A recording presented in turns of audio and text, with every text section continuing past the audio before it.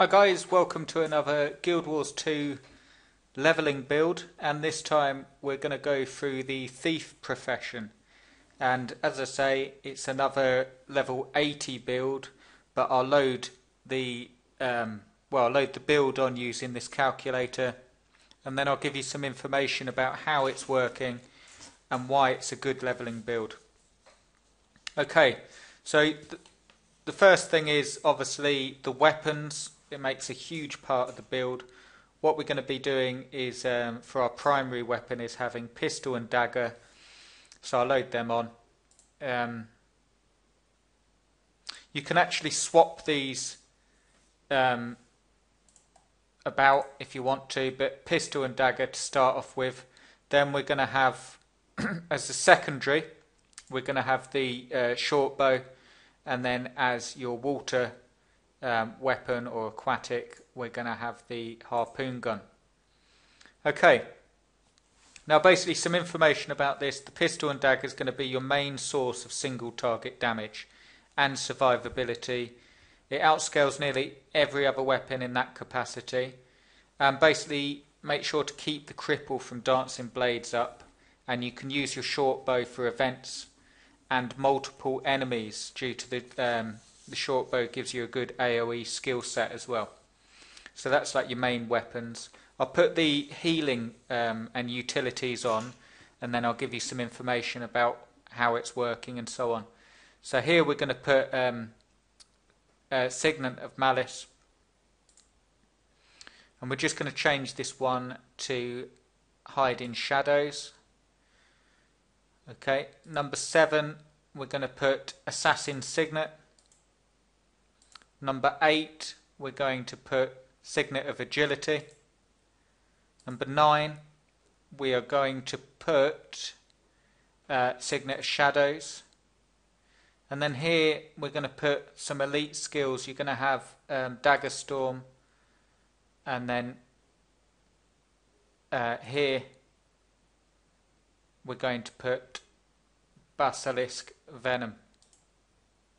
I think they were actually, just a side point, I think basilisks were also in World of Warcraft, if I'm not mistaken. So anyway, that's that's the utilities that we're using with the healing.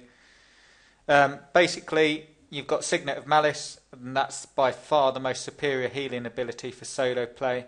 It will give you a large amount of healing on attack and active. It's got a short cooldown. The only exception is underwater, where stealth may be the difference between like being swarmed by enemies and swimming away. And you can also adapt your utilities to like suit different combat situations. But in general, you've got Assassin Signet, and that's a passive power boost, and an active that makes your next attack hit for 150% increased damage.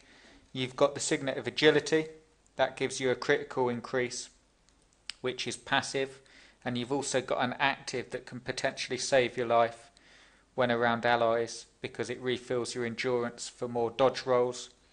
You've got Signet of Shadows, which is a passive 25% movement speed increase and a smoke bomb effect on active, and that's good if you need to get away, which you probably will find you have to with the Thief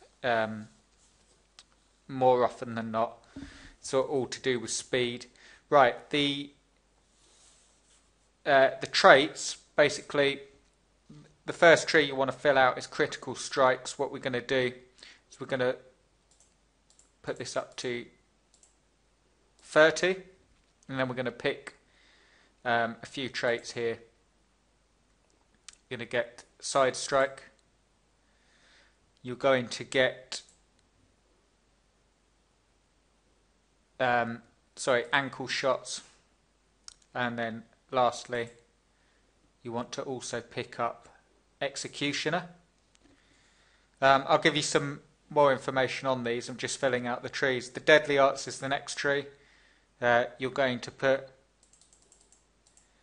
30 on that, and you're going to pick up Sundering Strikes,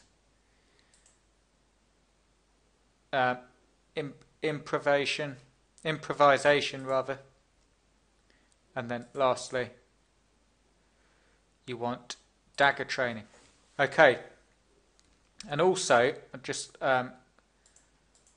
load this on. Yeah, that's right.